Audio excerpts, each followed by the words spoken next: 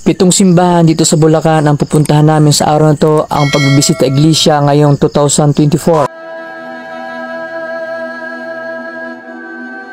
Baraswain Church dito sa Malolos, Bulacan. Isa ito sa makasaysayan na simbahan dito sa Pilipinas. Dito naganap ang tatlong pinakaimportanteng makasaysayan na ginanap dito sa Malolos, Bulacan. Ang unang makasaysayang pangyayari dito sa Pilipinas ay ang pagpupulong ng unang kongreso ng Pilipinas noong 1898. Pangalawa, ang pagbalangkas ng konstitusyon ng Malolos mula 1898 hanggang 1899. Pangatlo, ang pagpasinaya ng unang Republika ng Pilipinas noong 1899. Yan ang dahilan kung bakit naging makasaysayan ang simbahan ng Baraswain Church dito sa Malolos, Bulacan. Our Lady of Mount Carmel, Faris Baraswain Church, Justices of Malolos.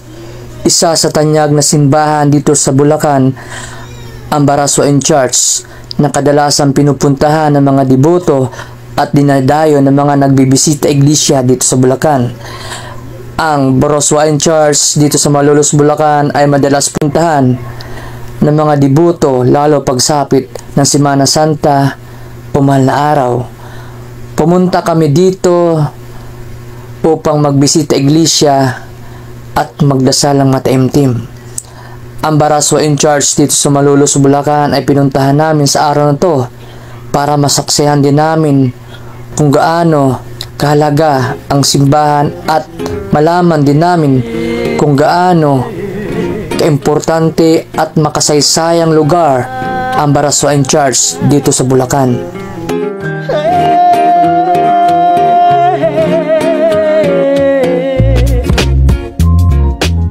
Ito ang simbahan ng Immaculate Conception or ng Minor Basilica and Cathedral of Immaculate Conception dito sa Malolos, Bulacan. Noong 1888, ang simbahan ay naging makasaysayan dahil sa pamamagitan ng dialogo ng Spanish government na si General Valeriano Weyler at 20 kababaihan ng Malolos ang nagresulta ng grant para ibigay sa kanila upang matuto magsalita ng Espanyol sa unang pagkakataon. At binigyan din ng pagdiriwang sa pamamagitan ng isang misa na pinapangunahan ng isang arsobispo na si Charles Brown.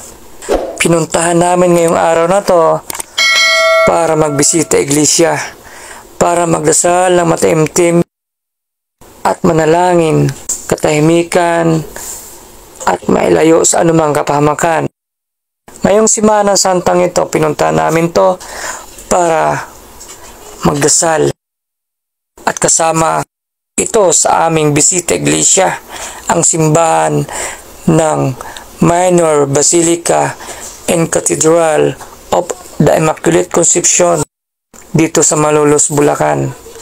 Ang makasaysayang simbahan na ito ay madalas puntahan ng mga deboto lalo na pagsapit ng Semana Santa o mahal na araw.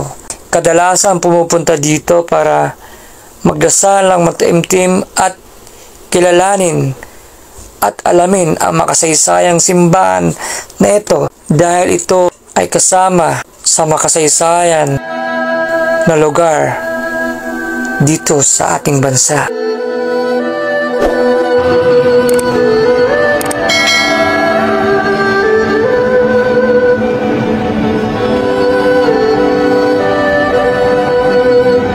Natapos na rin namin ang Baraswain at Immaculate Conception dito sa Malolos, Bulacan at tatahakin namin 21 kilometro dito sa MacArthur Highway papuntang Ubando Church dito sa Bulacan.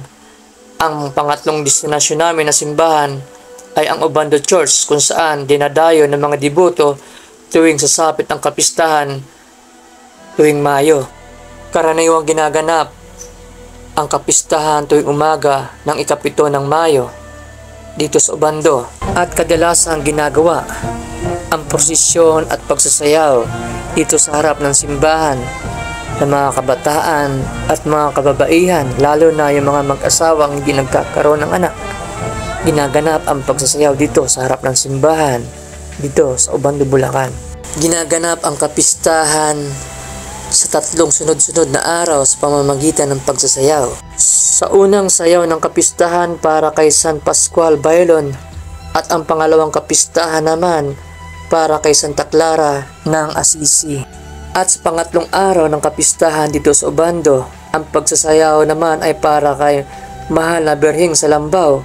Ginaganap ang kapistahan dito sa Obando, dito yan sa Bulacan.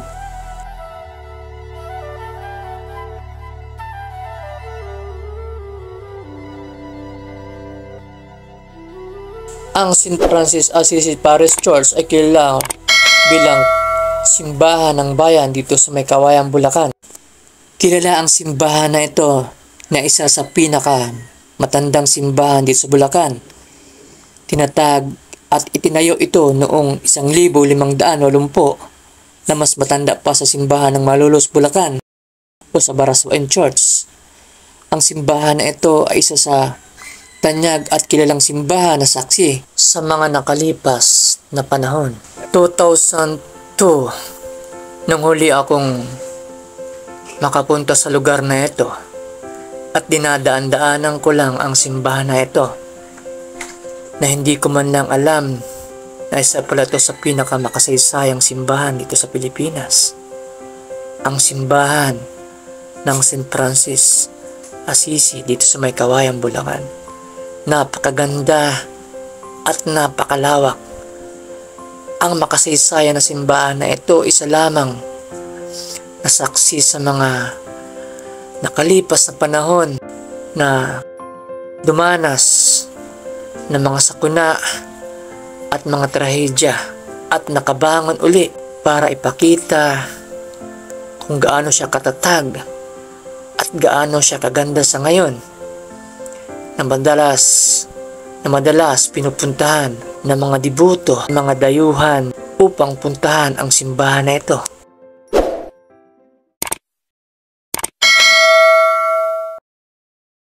Ang ikalimang simbahan na pupuntahan namin sa araw na to ay ang simbahan ng bayan ng Marilao na tinatawag nilang Divine Mercy.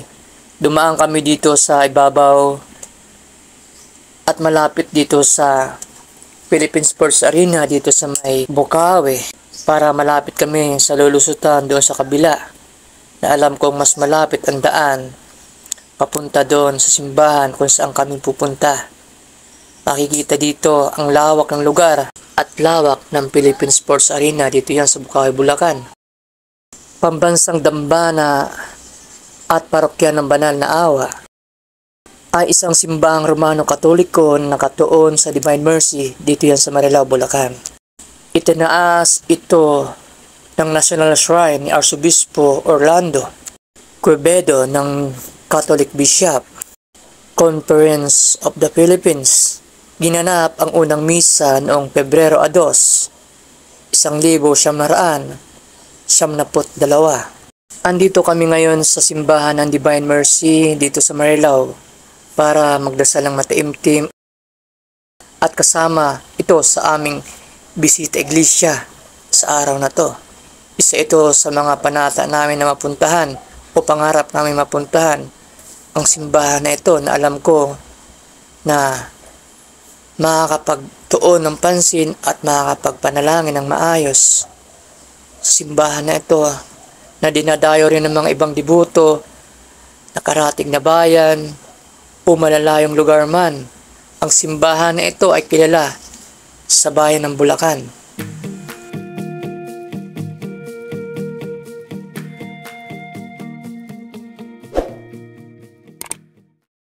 Ang Santa Maria Church ay tinatag ng mga Franciscanong Fraile bilang pagbisita ng pari na si Francisco Javier sa ilalim ng parokya ni St. Martin Tours sa Bukawi. Ang mga materyales sa una ay gawa lamang sa kugon at sa kawayan at sa kalaunay matibay na materyales. Pagkatapos ng taong 1772,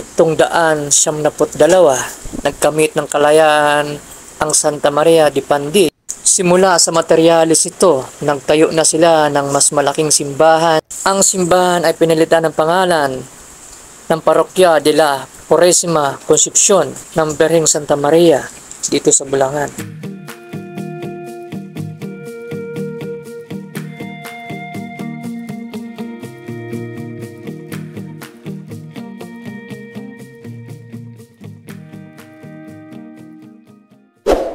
Ito ang simbahan ng Our Lady of Lourdes Grotto Shrine dito sa San Jose del Monte, Bulacan, na pinupuntahan ng mga deboto lalo na pagsapit ng Semana Santa. Madalas ito puntahan ng mga deboto upang gawing panata nila pagdating ng Semana Santa o Kwaresma. Noong 1966, nagagawa ng penitential walk o alay lakad ang mga deboto simula sa Hilagang Luzon ng Metro Manila na maaaring malinta ng Baliches, Quezon City at Balintawak patungo dito sa San Jose Lourdes Grotto Shrine dito sa San Jose del Monte, Bulacan. Ito ang Grotto Shrine ng San Jose del Monte, Bulacan na pampitong simbahan na pinuntahan namin sa araw na to. Nagdasal ng mataimtim at manalangin ng katahimikan at iligtas sa anumang kapahamakan na sana sa araw na to at sa mga susunod na araw bigyan kami ng malakas sa pangatawan at maaliwalas na kaisipan.